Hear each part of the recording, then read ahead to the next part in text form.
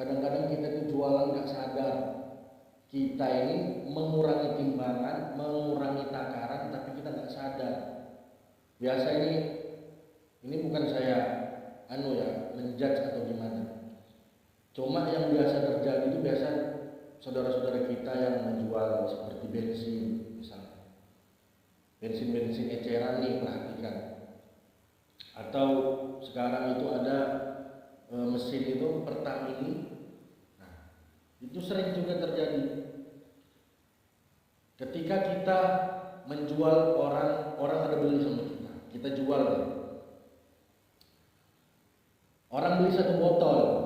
Biasanya kan satu botol itu berapa, Bu? 12 ribu ya. Nah, orang tuh beli satu botol. Takarannya mungkin 1 liter ya, Pak. Nah, ketika orang itu membeli, kita masukkan itu bensin ke tangki motornya mereka, kita tuang sampai habis ini di botol, cuma kita kadang nggak sadar, kita angkat langsung corong ini, kan supaya nggak tumpahan pakai corong. Nah, sebelum dicorong ini habis, kita sudah angkat. Nah, pertanyaannya, yang netes itu punya siapa, Pak? Punya siapa yang netes? Punya orang yang membeli. Mereka beli sebotol, ya kan, kita tuang, ya kan, di botolnya habis, cuma dicorong ini kan belum habis, masih netes. Ini punya siapa? Tetesan yang jatuh kita cepat-cepat angkat tuh ini punya siapa? Punya orang yang membeli. Maka dari itu, kalau misalnya kita nggak minta halalnya orang ini, Pak, ini bisa sampai akhirat, Pak. Iya, Bu, ini bisa sampai akhirat. Jadi hati-hati ketika kita menjual minyak wangi, bensin, itu hati-hati. Karena tetesan-tetesan itu bisa menjadi penyebab kita termasuk orang-orang yang celaka nanti di akhirat. Satu tetes punya orang-orang itu kalau dikumpulin jadi sebotol, Pak. Nanti dihisap kita di akhirat. Maka dari itu, ini kan kita nggak sadar, kita anggap biasa mungkin 1-2 tetes. Bahkan yang parah itu yang pakai Pertamini itu, Pak. Ya, itu sudah dengar di mesinnya bunyi tit, sudah habis, maksudnya sudah selesai 1 liter. Ini belum selesai, dicorongnya yang selang itu belum selesai, diangkat, tumpah kemana-mana. Ini kalau kita nggak minta halalnya, neraka ini. Kita ini sering berhadapan dengan seperti ini, cuma kita ini kayak sudah jadi kebiasaan. Padahal ini hukumnya luar biasa ini, Pak. Ini antara akhirat atau neraka, antara surga atau neraka. Contoh, ada orang menjual pasir misalnya.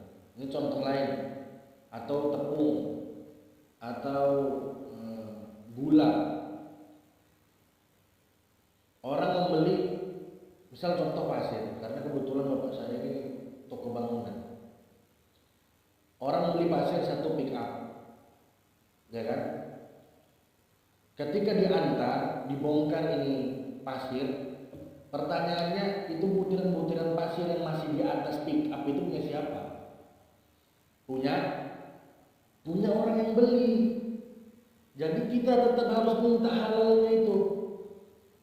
Pak, mohon maaf ya, itu yang tersisa di atas pick up itu biarkan aja ya, ikhlasin Pak ya. Soalnya saya nggak bawa sapu. Ya minimal bawa sapu lah. Kalau misalnya ribet nggak mau bawa sapu, ya minimal minta halalnya orang yang punya pasir. Karena pasir itu bukan punya kita. Itu butiran-butiran di atas bak mobil, kalau disapu, Pak, itu 1 skop dapat. Itu di akhirat dipertanggungjawabkan itu, kalau kita minta halalnya. Maka dari itu kita ini hati-hati dalam berdagang. Karena apa? Kalau misalnya kita ini niat untuk menyuapi istri kita, anak kita dengan kehati-hatian, insya Allah Allah kasih kita rezeki yang barokah. Anak istri kita bisa diajak taat, lembut hatinya. Ini bentuk kehati-hatian kita. Gimana dulu Sayyidina Umar Ibn Khattab radhiyallahu anhu? Beliau itu, istri beliau pernah disuruh oleh beliau untuk menimbang minyak wangi milik umat Islam untuk dibagikan pada umat Islam waktu itu. Akhirnya apa? Ada 1 atau 2 tetes dari minyak wangi itu jatuh atau menempel di tangan daripada istri Sayyidina Umar. Akhirnya sama beliau ini, karena mungkin sayang atau gimana, atau mungkin gak sengaja, dilap ke kerudung beliau. Suatu ketika sudah pertengahan itu, tiba-tiba Sayyidina Umar masuk ke dalam rumah beliau. Terus beliau bertanya, ini bau apa ini? Ini aroma apa? Ternyata dicium sama Sayyidina Umar, itu bau minyak wangi tadi Pak, yang ada menempel di kerudung istri beliau. Akhirnya apa? Beliau langsung mencopot itu kerudung istri beliau copot, beliau celupkan ke air, beliau gosok dengan tanah, dicium. Masih ada baunya, dicelup lagi Pak, digosok dengan tanah, dicium sampai hilang. Itu saking kehati-hatiannya Sayyidina Umar radhiyallahu anhu.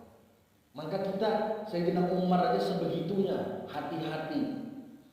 Padahal kalau dipikir-pikir, dengan beliau mencuci itu bukan berarti beliau mengembalikan minyak wangi itu, enggak.